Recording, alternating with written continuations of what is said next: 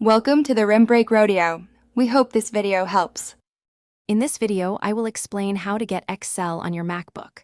There are several ways to access this powerful spreadsheet software, whether you prefer a subscription, a one-time purchase, or even a free online version.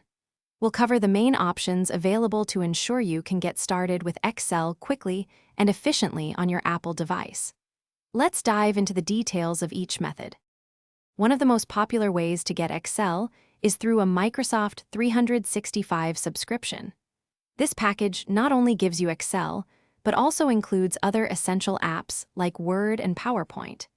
You'll also benefit from 1 terabyte of cloud storage and the flexibility to install the software on up to 5 different devices. Plus, you get continuous updates and security features. If a subscription isn't for you, consider a one-time purchase of Excel for Mac. This provides a perpetual license for a specific version. Alternatively, Excel for the web is a free, browser-based option offering core spreadsheet features. You just need a Microsoft account to access it, making it a convenient choice for basic tasks without any installation. Finally, if you're looking for free alternatives, Apple Numbers and Google Sheets are excellent choices, offering robust features for your spreadsheet needs.